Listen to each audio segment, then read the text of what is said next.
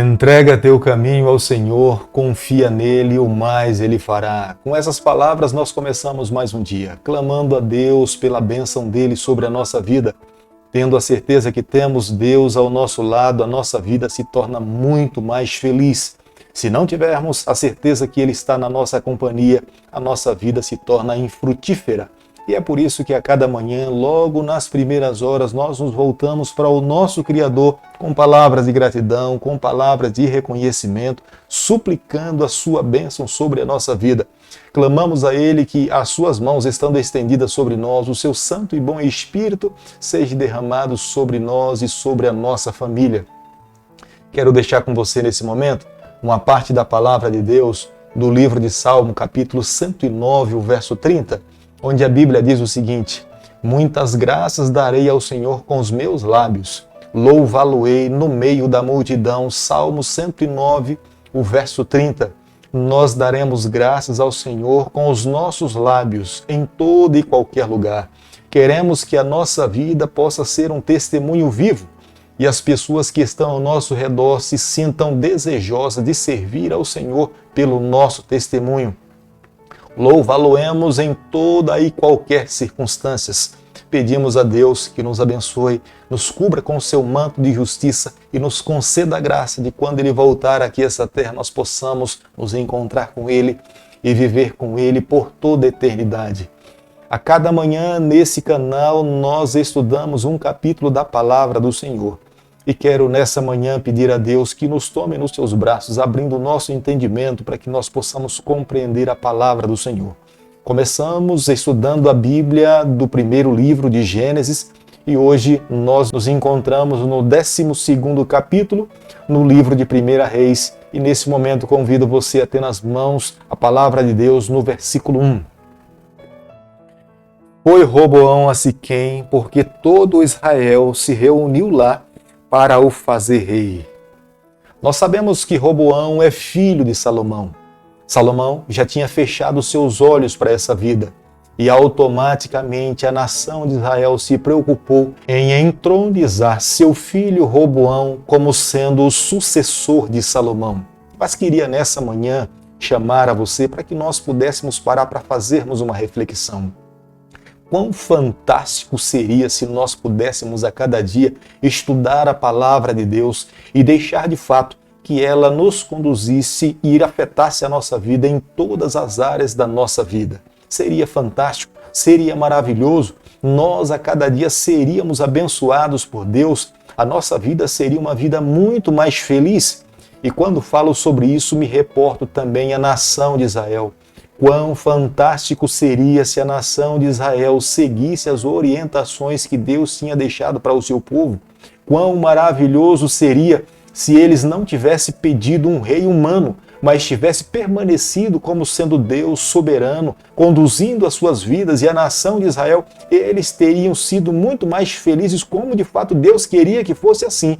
Mas eles queriam se comparar, se igualar às nações que estavam ao redor de Israel, e nesse momento eles estavam vivendo momentos difíceis em consequência de ter um ser humano pecaminoso, cheio de falhas, conduzindo as suas vidas como sendo o rei de Israel.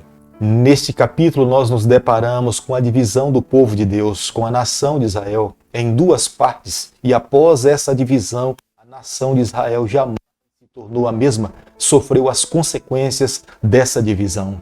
1 Reis, capítulo 12, o verso 2, a Bíblia diz o seguinte: tendo Jeroboão, filho de Nebate, ouvido isso, pois estava ainda no Egito, para onde fugira da presença do rei Salomão, onde habitava. Jeroboão tinha buscado o exílio no Egito, mas ao saber da morte de Salomão e tendo ciência que Roboão tinha assumido o trono da nação de Israel, ele se preocupa em voltar para Israel para que pudesse assessorar Roboão. E no momento do seu encontro com o rei de Israel, que era Roboão, ele traz alguns conselhos pessoais. Ele fala ao coração: seu pai fez um pesado jugo sobre nós, mas se você aliviar o fardo, diminuir os impostos, automaticamente você vai conseguir conquistar o coração desse povo. Mas Roboão tinha crescido no meio de uma classe de jovens, de amigos, que agora ele repudia o conselho de pessoas mais experientes que tinham lhe aconselhado em diminuir o fardo e busca conselho de jovens que tinham crescido com ele na infância. Aqueles que se diziam seus amigos da infância lhe aconselharam para que ele pudesse dobrar os impostos, para que ele pudesse manter o mesmo padrão de vida que o seu pai tinha. Se ele diminuísse os impostos, automaticamente ele teria menos renda e, consequentemente, não usufruía dos mesmos benefícios que o seu pai Salomão um dia usufruiu. E Roboão, inocentemente, seguindo os conselhos dos seus amigos que tinham crescido com ele na infância, se volta para o povo e fala: se meu pai impôs altos impostos sobre vocês, eu vou dobrar. Se o meu pai açoitou vocês, eu irei açoitar vocês com escorpiões. Escorpiões era um tipo de chicote daquele período que na ponta possuía alguns grilhões de ferro que, quando batia na carne de alguém, ele tinha a capacidade de tirar pedaços de carne de um ser humano. E Salomão estava dizendo para a nação de Israel que, em vez de tratá-lo com amor, com brandura, ele iria dobrar o fardo para que eles pudessem manter o seu padrão de vida. No versículo 15 do capítulo que nós estamos estudando, o autor do livro de 1 Reis nos fala que esses acontecimentos vinham da parte de Deus. Mas, na verdade, o pensamento hebreu está dizendo para nós que Deus se mantinha no controle da história. Estava se cumprindo a palavra do Senhor através do profeta Samuel. Deus, antes que o povo pudesse pedir um rei, Deus queria se manter no trono da nação de Israel. E quando eles pediram, Deus mesmo falou para eles que eles passariam por esses momentos difíceis se eles quisessem copiar o mesmo modelo de governo que estava ao redor da nação de Israel estavam utilizando. E nos dias do rei Roboão se cumpriu as profecias do profeta Samuel. 1 Reis, capítulo 12, o verso 16, a Bíblia diz o seguinte: vendo, pois, todo Israel que o rei não lhe dava ouvidos, reagiu dizendo: que parte temos nós com Davi? Não há para nós herança no filho de Jessé. As vossas tendas, ó Israel, cuida agora da tua casa, ó Davi. Então Israel se foi às suas tendas. A partir do momento em que as tribos perceberam que Roboão não deu atenção aos seus pedidos, falando que o fardo e os impostos estavam muito altos e eles queriam ter um alívio desses impostos, e Roboão não deu atenção aos seus pedidos, 10 tribos deixaram de seguir Roboão e passaram a seguir a Jeroboão. Dá para nós entendermos, através de um estudo desse capítulo, que as 12 tribos de fato nunca foram completamente coesas, unidas. Na verdade, havia um heroísmo por parte de Saul, havia também um heroísmo por parte de Davi, e eles observavam esses líderes e os admiravam, mas uma verdadeira união entre as tribos nunca houve. Quando então se depararam com essa dificuldade, foi motivo suficiente para que 10 tribos seguissem a Jeroboão e 2 tribos seguissem a Roboão, que era filho de Salomão. Como nós podemos ver no versículo 20, as 2 tribos que passaram a seguir a Roboão, que era da linhagem de Davi, eles passaram a se chamar de Judá. E as outras 10 tribos que seguiram a Jeroboão, elas começaram a ser chamadas de Israel. Esta distinção é importante para nós, porque quando nós estudamos a Bíblia e vemos a informação de que Judá foi levado para o cativeiro de Babilônia, nós precisamos entender que algumas pessoas ficaram ainda em Israel. E a partir desse momento, essas pessoas passaram a ser chamadas de judeus. A partir do versículo 21 do capítulo que nós estamos estudando, nós podemos ver que Roboão, que era rei de Judá, ele reúne os seus soldados para lutar contra Israel. Mas veio a palavra de Deus através do profeta dizendo que eles não deveriam entrar em conflito, que era resultado da ação de Deus sobre as suas vidas. E os 2 reinos deveriam se respeitar. E cada reino deveria ser mantido, mas deveriam também preservar a aliança de seguir as orientações e os ensinamentos da palavra do Senhor.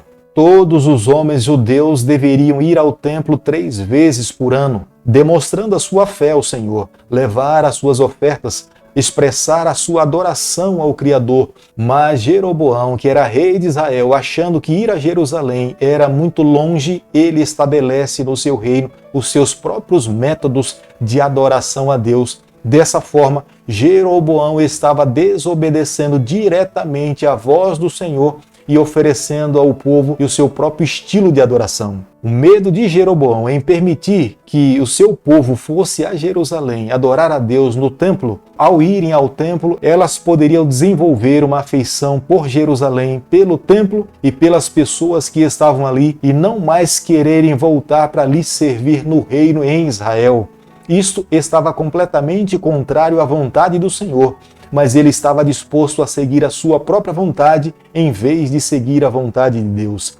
Ele mesmo estabelece no seu reino os seus deuses, os seus sacrifícios, e leva o seu povo a se curvar diante desses postes ídolos e desagrada por completo a vontade do Senhor. Jeroboão, estrategicamente, para impedir que o povo fosse até Jerusalém adorar ao Senhor no santuário autorizado por Deus, ele estabelece os seus altares na avenida principal, no caminho que levava a Jerusalém, na tribo de Dan e na tribo de Betel. Isso fazia com que as pessoas que estavam vindo do norte, ao ir para Jerusalém, se deparavam com esses postes ídolos, se curvavam diante deles e dali mesmo voltavam para suas casas. A religião que Jeroboão queria oferecer para o seu povo era uma religião ao seu próprio molde, à sua própria vontade. Não era moldada pela palavra de Deus, não eram assíduos do Senhor, mas era uma religião que satisfazia o seu próprio ego, a sua própria vontade. A religião de Jeroboão tinha origem no seu próprio pensamento. A religião de Jeroboão tinha motivos egoístas, pessoais. A religião de Jeroboão alegava ser muito boa para o povo, mas estava completamente contrária à vontade de Deus. As pessoas que se voltaram para essas práticas eram pessoas que não conheciam a vontade do Senhor, não tinham entendimento do que Deus dizia para eles e os profetas, e passaram a viver no mais baixo nível espiritual da sua época. Querido amigo, nessa manhã, ao concluirmos o 12º capítulo do livro de 1 Reis, eu e você, nós precisamos chegar à seguinte conclusão: jamais nós devemos seguir sugestões que nos afastem do Senhor. Nós precisamos restritamente seguir as orientações que nos levam para mais perto de Deus. Se alguém desenvolve uma religião prática, fácil de ser seguida, mas está em desacordo com a palavra do Senhor, e o assim diz o Senhor, nós precisamos repudiar. Nós não precisamos de praticidade, nós precisamos de fidelidade. Deus precisa de pessoas que sejam obedientes, fiéis à sua palavra, que sigam restritamente aquilo que Deus está pedindo para que possa ser seguido. Este é o desejo de Deus para os dias em que nós estamos vivendo. Quantas coisas ruins não existiriam em nossa vida se nós confiássemos mais na palavra do Senhor. Os israelitas estavam pagando um alto preço porque trocaram Deus por um rei humano. Se eles tivessem seguido as orientações do Senhor, eles teriam vivido uma vida muito mais feliz. Da mesma forma acontece conosco nos dias de hoje.